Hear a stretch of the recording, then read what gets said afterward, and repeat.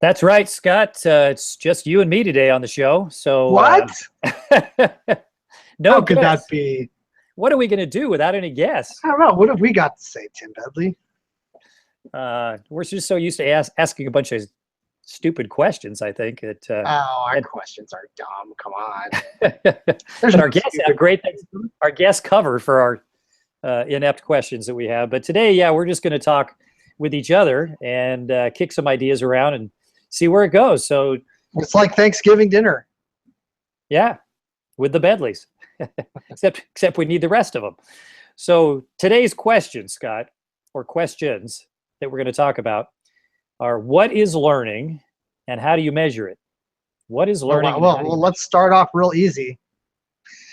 it? Yeah, that's true. And the reason that we're talking about this today is that I think Scott and I both admit that we truly don't know the answer to that question, to either one of those questions. Is that right, Scott? Oh boy, it's like a search-seeking adventure as a teacher to figure out what actual learning is and what it looks like and how do you measure it and those things, Tim. Yeah, and I think that if you would have asked me that 20 years ago, I would have said, "Oh yeah, I know what learning is, and I know how to measure it. You just teach kids stuff, and you give them a test, and if they can pass the test, then they learned it, right?" And but the more you dig into it, I think the more you realize that that's a really difficult question to answer. So we're not going to try to get the answer today. I mean, we'll give some we'll do some postulating on it, but really, what we're going to try to do, I believe, with our listeners today is get everybody thinking and maybe get us thinking too about this whole idea of what is learning.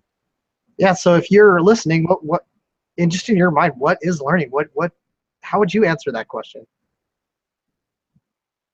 How would I answer it? Just everybody listening, Tim. Let's cut right. Let's edit that. Yeah, yeah. So if we'd love to have you comment and give your reaction to what we're saying and give your ideas on what learning is. So let's just talk about the difficulty with that first, maybe, Scott. Why is that a difficult question to answer? I think you hear a lot of different perspectives on what learning is out there. You hear political perspectives on how we're supposed to show learning. You hear perspectives from parents on what learning is. You hear teachers, your colleagues talking to you about learning. You go through the credentialing program, Tim, right? And they're telling you how to create lessons, but not how to create learning. And so a lot of times I feel like as a young teacher, or even veteran teachers, I think we associate learning with lessons. And I don't know. I mean, I feel like the further along I've gotten, I'm in my 23rd year here, Tim, doing this. I don't associate the two together as much as I did when I was, in my first 5 or 10 years of teaching. I don't associate a lesson with learning necessarily. Well, the goal of a lesson is to have students learn. Yeah, I mean, it's part of the process, I think, of learning, but I don't know necessarily if the singular goal of a lesson is to learn. It may be to demonstrate learning. That might be around the lesson. It could be a lot of different things, I guess, Tim. Yeah, and I think one of the hardest things, and goes to the idea of how do you measure learning, is okay. So I do this lesson. I show the kids how to add fractions, let's say with uncommon denominators or whatever. So are you expecting a learning or a skill acquisition, and are those the same things? Oh yeah, that's another thing. Yeah. I mean, if they can say it back to you, does that mean they learned it? How deeply do you, I mean, so the problem is I show my kids how to do something and then I give them a problem and then they do it. Does that mean they learned it? Well, what happens if tomorrow they can't do that? Does that mean that they learned it yesterday and they forgot it? Or now, what if they then can do it tomorrow? But does that mean that they truly learned that concept or that skill? And can they still do it 6 months from now? Does that mean that they learned it? See, now my head's spinning. Is learning the same as understanding? Do you have to understand to learn? Do you learn first to understand? This becomes really a deep thinking process here to define all these things, Tim. And if we're teachers and we're having a hard time defining learning, what's the point? Does it make us feel like just wanting to give up? I mean, really, that is our job as teachers, is to have kids learning things. I mean, So, is learning the perform? Okay, let's take it like let's break it down. Is learning the perform? Is learning the outcome of learning the performance on a test? Is that the way? I mean, maybe I'm getting this muddled too quickly into the the product of learning, Tim. But maybe help me. Where do we start with even examining this issue of that question of what is learning? well, the only way that we can know if somebody learned something is by having them, because learning takes place when there's input, I believe.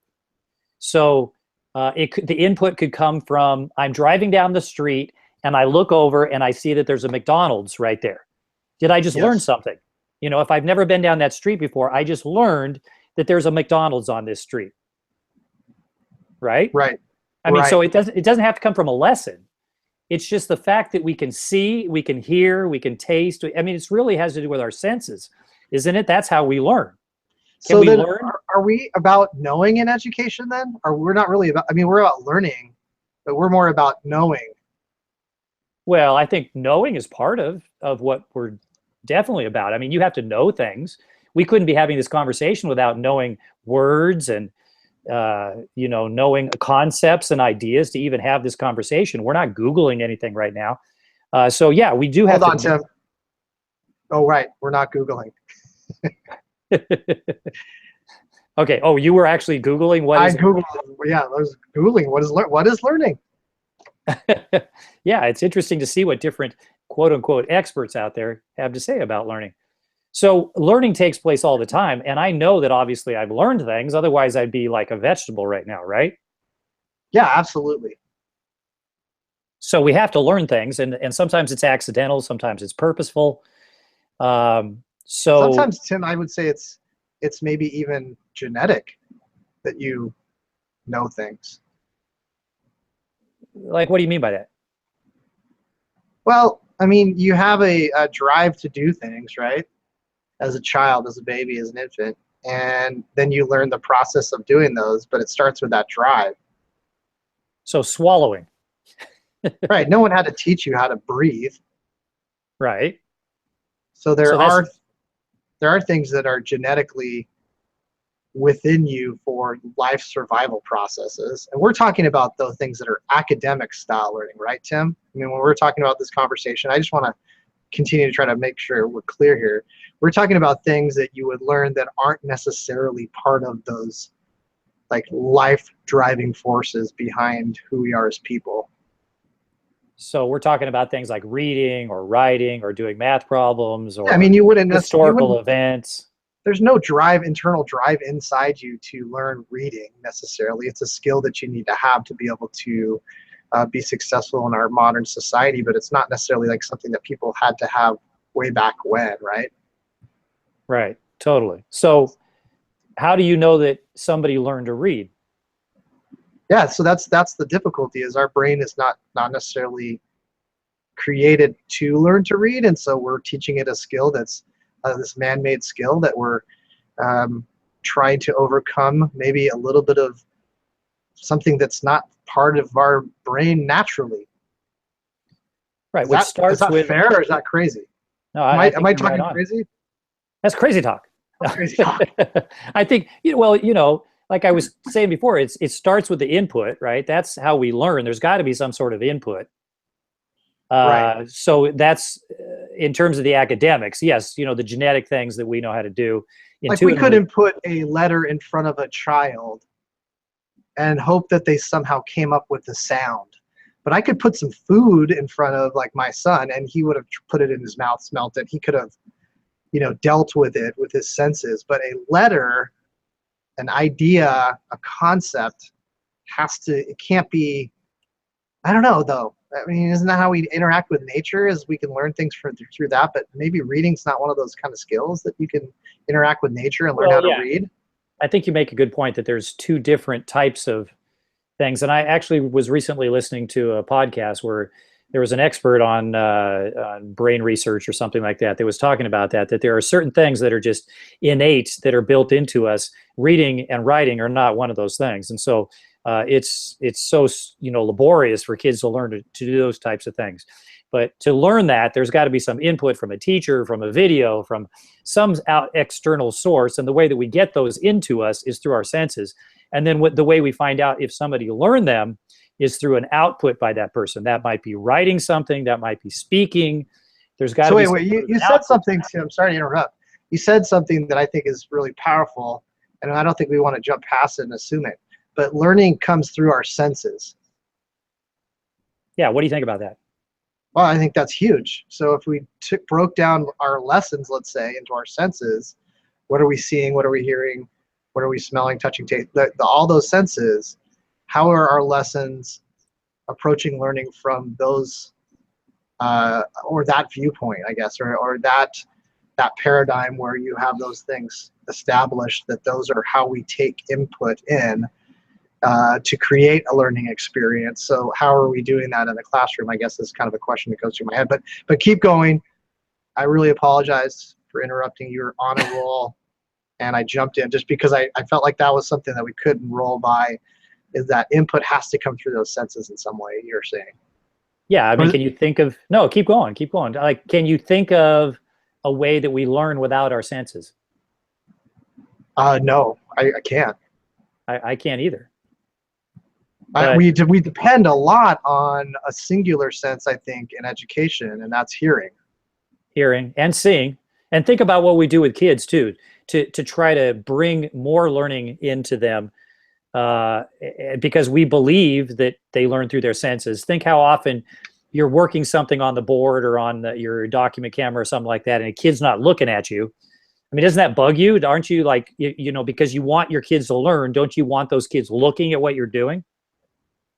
Well, I think we assume that that's how they learn. Although, I've sat in a lot of professional development sessions and not looked at the speaker and learned a lot. Well, but I mean, if they're showing you something, right?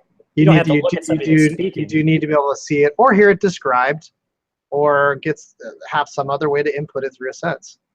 Right. So people obviously learn things, and then how do we know that they learned it? How do you know that one of your kids learned something? How do we find that out as teachers? Because even when you talk about tests, if I give kids a fraction problem to do, and I give them 10 problems and they get 6 of them right, did they learn that? Yeah, I mean, that's when you start getting into this levels of learning. Like, did they master it? Are they just in that introductory learning level to it? Like, and then is that learning, or is that knowledge? Is learning a verb, Tim, or is learning some kind of a noun where it's a set thing that you get done and then that's it? It's like a hamburger. I learned. I hamburgered. I don't know. That doesn't make sense, actually. But do you know what I'm saying? I know like, what you're getting at. Oh yeah. Yeah. So how do we determine the level of learning that occurred? Is that where you're going? Like, what level of learning occurred after a lesson? Because there's going to be varied levels of learning that happen through each lesson. Of course, yeah. And each kid's going to learn a different amount, right? And perhaps our assessments, no matter what they are, we talk a lot about authentic assessment in education, but even with the authentic assessment, how do we truly know that those authentic assessments are giving us an accurate idea of what's going on inside that kid's head and what they know? Because they might not be able to express it anyway. I mean, there might be difficulty for a student to express it verbally, written, modeling, demonstrating something. They might not have any way of demonstrating it, but it's somehow inside their head. So, I mean, the act of assessment, I think, is real tricky too. And just within, if they get certain number right on tests, I mean, we've been ingrained in our culture with, that 90% means an A and 80% is a B. And of course, if you get an A or a B, then these are good grades. And if you get a C, then it's okay. And so that's 70%. But who made up those percentages? I mean, why are those percentages demonstrating that level of mastery? And what do those levels of mastery mean in the first place? Well, Tim, and you could get those percentages and have already learned it, already know that skill. It doesn't necessarily mean you learned it in the lesson itself. You may have come in with that knowledge. Exactly. This is like messing with my mind here, these kind of thoughts. And I now imagine a classroom, Tim, where there's a sprinkler head. And I know we've heard this analogy, and all the kids have cups. And you're spraying that like kind of old school sprinkler, and whatever the kids grasp, some kids are going to have like maybe a full cup because they're like up close to that learning that's happening. Some kids might not be connected to it, so they might have a drop in their cup. So then it's like, oh my gosh, how do I do this with 33 kids? Make sure that learning is occurring in my classroom. And if learning is knowing, how do I And assess that? doing. And doing. Yeah. And maybe the highest level is creating with that knowledge. And even the doing is like, okay, well, I think doing's a little bit easier to measure, isn't it, than knowing? I think you can find a better ways to have evidence of kids knowing and what have learned through doing. Yeah. I mean, because a bit of inability for me to do golf is because I've never really, as much as I try, I feel like I can't learn how to swing the club the right way. So I don't know how, maybe there's kids that, and adults and me and anyone that can't learn to control their brain the right way to swing the club, to hit the ball. That makes sense. Yeah, it's it's mind blowing. I mean, take something like changing the brakes. Do you know how to change the brakes on a car? What's your level of mastery of doing something like that? How would we assess? I took auto shop in high school. Me too. And I could maybe watch some YouTube videos and then replicate that if I had the right tools and things like circumstances and around that. But so my level of mastery, we'd have to set a number though, right? Isn't that what a percentile or percentage is? It's setting a number to what the kids can demonstrate as far as their ability to perform with the knowledge that they have, that they've learned. How arbitrary is that? Well, I mean, somebody has to set it, right? You can't just say, oh, you're kind of goodish, maybe a little bit on that. Like there has to be some way for us to agree, like language, right? There has to be a way for us to agree upon a way to communicate, right? I mean, that's to me what grades are supposed to be about. They're supposed to, I don't think they do it well, communicating a student's ability and what they've learned and what they know, but that's what their intent was, right? For a way for schools and teachers to communicate with parents and with authorities who want to hold them accountable. This is a way for that accountability to be held and communication to be had about a student's ability to demonstrate their knowledge and what they've learned. So, I mean, how else do you do that, Jim? Well, that gets into another question, and that's how we judge learning and report learning, right? Right. Which is a whole nother ball game, and that's tricky too. But just even us as teachers knowing how much a kid knows or how much they can do, it just, and I think we're demonstrating that right now, is so challenging. Like if I ask you right now, how good are your students, or even just pick one student, how good is Joey at spelling? You know, like how good is that one student at spelling? How do you know? Like, I mean, I almost think that using comparison is a better way to go with it, because I can tell you, if you give me two kids in my class and you say which one is a better speller, I think I can nail that pretty well. But if you say because they've demonstrated that in some physical way to you, like through writing or typing on a document or something like that, right? Or through a test of some sort. Through all different, yeah. On words that you decided that they needed to know how to spell. Or just as they, yeah, exactly. It's like, who picked the words, right? Yes. And where in the world do we get the idea of a fourth grade word and a fifth grade word and a sixth grade word? Where did that come from? Like, who decides that? Well, I mean, I think at some level, right, it's somebody deciding what skill would be a norm expectation for a child at that age, having gone through the school system. They should be able to recognize certain phonetic sounds, and they should be able to do letter blends, and they should, be able to understand some of the rules of the English language, even though it's really kind of a muddy language in a sense that it has all kinds of different ways we apply rules. But yeah, I mean, somebody's got to decide, Tim. So, because if everybody's just teaching whatever they feel like, are we guaranteed to have an educated populace that can, continue to progress forward and understand things and be a good citizen to the global community? Like, I mean, right? Yeah, it just hurts my brain to think about it. I mean, there's a million questions running around in my head right now. I mean, let's go back to the very beginning, the first question. Then I'm sure everybody's like, wow, this is really confusing. They're like all over the place, which is very true. We are, because this is a very difficult approach, because it's so entangled between each of the questions. So learning, so both of us, and Tim, you turned me on to a great podcast. And that podcast is Mr. Burton's Maths. And he had Dylan William on, who was talking about learning is he would define it how, Tim? I mean, the ability to put information into our long-term memory. Well, and that if we assess it today, I mean, in order to know if somebody learned something, they really have to be assessed over a long period of time, right? We don't know in a single snapshot if somebody's learned something or not. He was even saying, I believe, that you wouldn't really see the true measure of a teacher until maybe 3 years later.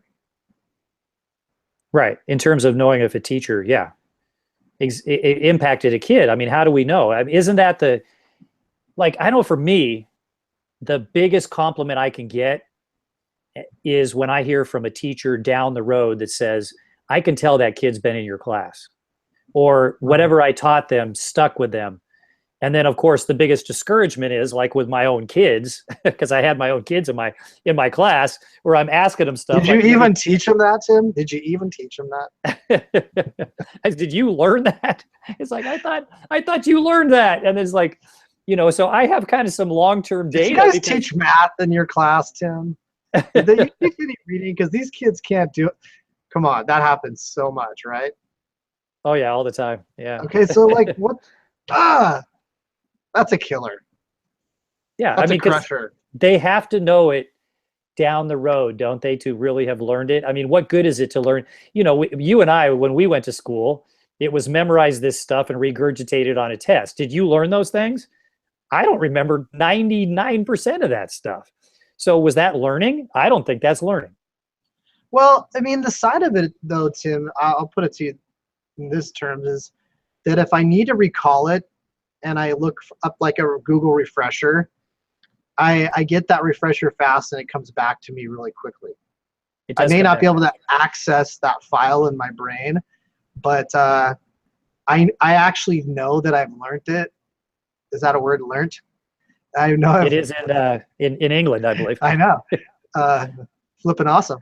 I know that I've learned it, and because I'm able to recall it more quickly, whereas things that I know I have yet to learn, it takes me to a place where I have to go the process of trying to understand first so I can put it into my long-term memory, right? So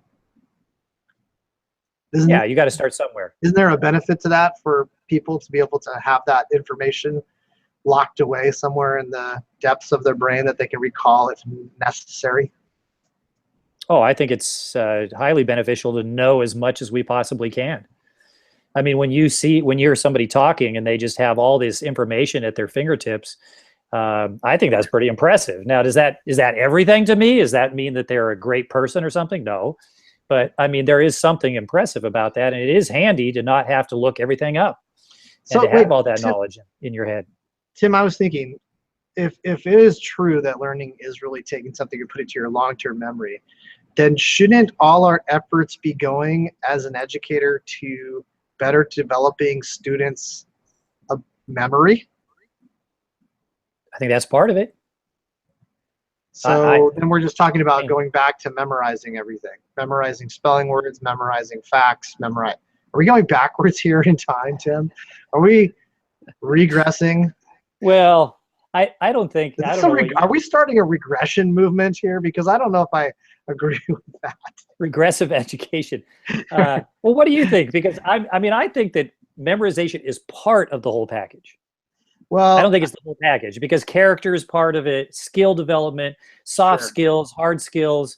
I mean, the whole package. of what and that's another question for another episode, is what is an educated person. But I think the whole package is part of, is who the person is. And so memorizing, yeah, is part of that package. But how do you know if your kids learn, Scott? Like, let me put you on the spot a little bit there. Like, are your kids learning this year in school, and how do you know? Okay, so I feel like I depend maybe too much on the epiphany moment. That's the like, oh, where you hear that from kids. And I love those moments. And I don't want to lose those epiphany moments, because I feel like it's like the, oh, now that's to me, but that's not the learning. That's kind of like, oh, you understand now, right? Yeah. That's the understanding moment. It's not the learning moment. And I think for even up to recently, I think I got those confused. I felt like the moment a child understands is that they've learned it. And I don't think that's true. I think from that moment of understanding then becomes a place where we need to practice, revisit, and practice things. Mm-hmm. But I also am very cautious about how much practice occurs, because I do feel like a sponge has a limitation. I think all of us have a limitation on how much we can take in and process through. And so I think what concerns me about the understanding and learning that may be happening a lot is that there's so much being poured in that kids aren't given the time to go out and play and process. And I think that's where learning gets a chance to, or understanding gets a chance to process through.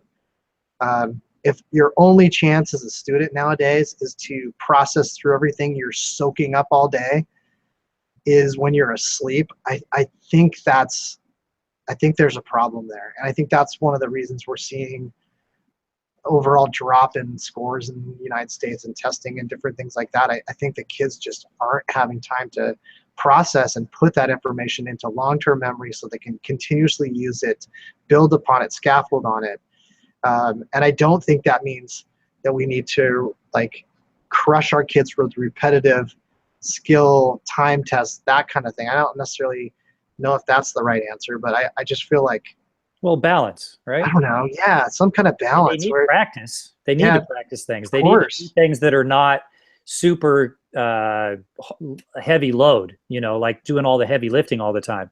And what you're talking about is like cognitive load theory, of just that kids can only handle so much in their, not just kids, all of us, adults, yeah, all of us. The human brain. Like right now, I'm totally maxed. I am too. That's probably why this episode's everyone's gonna be like, bring back guests, please. Please. Well, what I'm thinking we've never tweeted at you before. We've never emailed, but now we're emailing you. Please bring back guests. Well, you know what I think could be handy for maybe some college profs out there is to play this episode or assign it to their college students that are, the inductees, first-year teachers, second-year teachers. Hey, you think you got it down? And this stuff is all real obvious. It might spur some good conversations in the classroom, or and even for the professors to think about what really is learning and how do we measure that. I guess Tim, if you tested a fifth grader in seventh grade on fifth grade skills and they still could pass that test, would that show that they learned it? See, even that, like, I question the actual validity of tests in the first place. Okay. And even the context. I don't argue with you on that. Even the context within which we're teaching it, because a couple of months ago, I was teaching my kids these problems that I got from Van de Waal, which are like, he calls them brownies. I prefer square pan pizzas. But you give the kids problems like, there's 4 square pan pizzas. Is he a maker, Tim? Doesn't he make James? Oh no, that's Vanderbilt. Sorry. Go ahead. So you have these square pan pizzas, and you say 6 kids are sharing 4 square pan pizzas. How much does each kid get? So you're building the concept of fraction. So each kid gets 1 2/4 or 1.5 pizzas. Or you flip it around and you say there's 6 kids and they're sharing 4 pizzas. How much does each kid get? Well, they each get 4/6 of a pizza or 2/3 of a pizza. So my kids were so confused by these at first, and then I went over them and we did them all different ways and all this stuff, and they did like some independent tape models and area models, whatever. Like, yeah, they're drawing multiple representations, cutting stuff up. Yeah, we're little papers and everything. So then I give them this problem that had the exact same math concept on it, but it was a different context, and like 2/3 of my kids totally they were lost. And I'm Because it like, was like dealing with garden plants this time. exactly, Okay. exactly. So I'm just like, okay, well, I thought they learned it because I had done all kinds of assessment with it, and evidently they didn't. So it just depends on the questions that you're asking.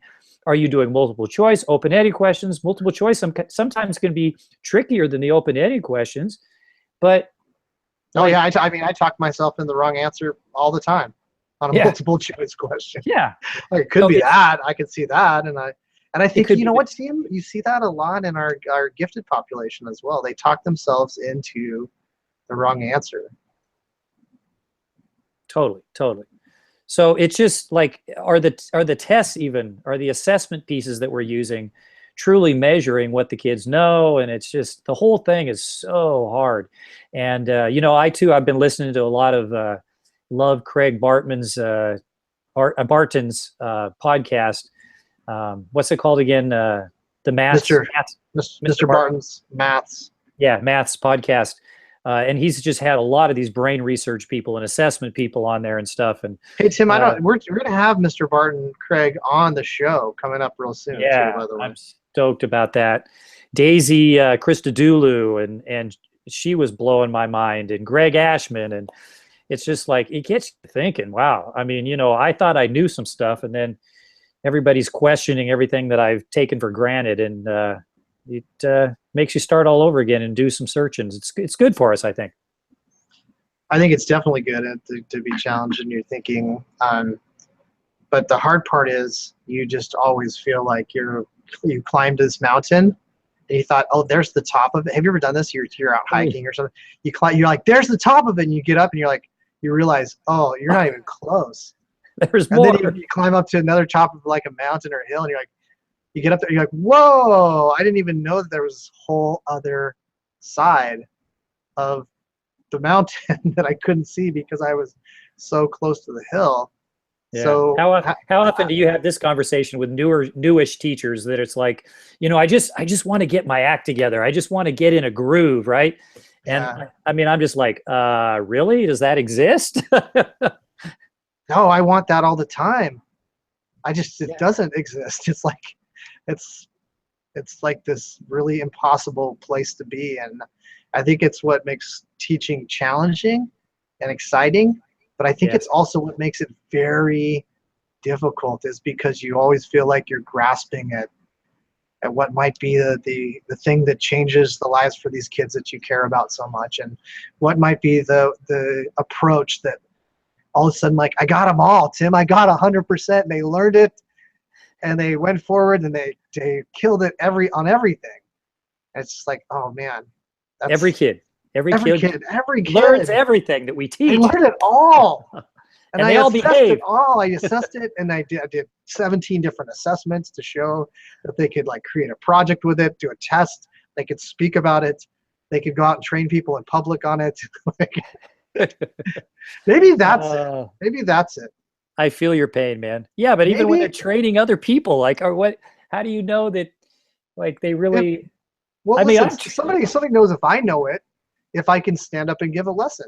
So maybe if I had sixth graders come back and teach a fifth grader, that would demonstrate that they learned something because they could teach them about it. Is that well, you have the luxury at your school of having your sixth graders still there, right? okay? Fifth graders to fourth graders. How's that, Tim? There you go. No, You I. have Skype. You have Skype available. You can have sixth There you graders go. Skyping back in to teach. So is that a way to demonstrate or to show that you've learned something? Is because you have the ability to teach somebody else how to do it? I think I think so. I think think it's it a is. way. Oh yeah, definitely, definitely. I But think it. So well, why aren't we doing more of that for assessments? Like, pull two oh kids, yeah, have them sit down in front of you, have one of them teach the other kid how to do this. yeah, You would know if that kid learned it, right? totally. Well, Did we yeah, just find it? Did we find it? that day. Well, we can do it ongoing. They can teach the same skill for the next 20 years. Oh, It's, if we only had like 40 hours a day to have the kids in class. and I think if You you know? asked a lot of teachers, they'd be like, if they switch grade levels, you always do say, I got to go back over that content because I haven't interacted with it in a long time.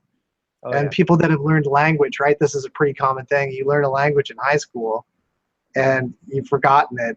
And so did you really ever learn a language in high school? Or did you just experience the language for a year or two and then now it's gone out of your life? Oh, man. Hurts your brain. So, yeah, why don't we, you want to remind our listeners about Global School Play Day?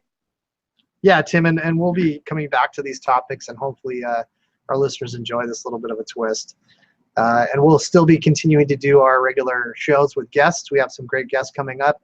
We're hoping to have Jay Silver, the creator of the Makey Makey, on again. He was on way back when we visited the Maker Fair. Tim, we've got Craig Burton coming on, and Shelly Burgess is going to come on with her co-author to talk about it. We got some great people coming on the show. So stick with us, and we hope you are enjoying these conversations. But if you haven't visited globalschoolplayday.com and you've been listening to us for how long, we're really sad and disappointed in you right now. You have not learned that this is a really important concept to us and to every kid that we've met. Yeah. Every kid that we've met, more importantly than us, is an opportunity for them to get out and play and have that processing time, that time to build empathy, that time to interact with the world around them, to interact with their peers. And there's so much value to that unstructured play that we kind of dismiss. And we're saying, please join us. And when I say us, the over 11,000 classrooms that participated last year, which was equivalent to over 250,000, almost 300,000 kids around the world in 51 nations. Join us and experience what you've been missing if you haven't done it yet. You'll regret having not done it before this, and I promise you it's something that you'll love. And that's coming up the 1st February in the first Wednesday, not the Yes. first. The 1st February in every year. The first Wednesday in February every year. And yeah, so Scott, and how can people connect with you in the future? Your newfound fans, Tim. How can I connect with you? How can your new fans connect with you, Scott? Well, it's electrical, so you just plug it in the wall if it's a fan. No, just kidding. No, thanks again for listening. You can connect with myself through Scott Teach on the Twitters. That's SCOTTEACH. Tim, did you know that there's a Scott Teach with 3 T's? Really? It is not me. And don't go, by the way, there is a Scott Bedley account that I used to control, and then my phone crashed and I couldn't log into it anymore, and Twitter won't help me to recover it. So if you see a Scott Bedley account, that used to be me, and but no one's tweeting from there anymore, or hasn't for several years. And you can follow the Bedley brothers too at absolutely BEDLEY BEDLEYBROS, and I'm TBed63 on the Twitters. And my website is timbedley.com, and your website is scottbedley.com. That's right. And thanks for listening to the show today. Hopefully you made it all the way to the end. If you did, it's kind of shocking, but we appreciate you listening. And thanks for watching. Mom and Dad. Mom and Dad. Okay, you want to do your teaser?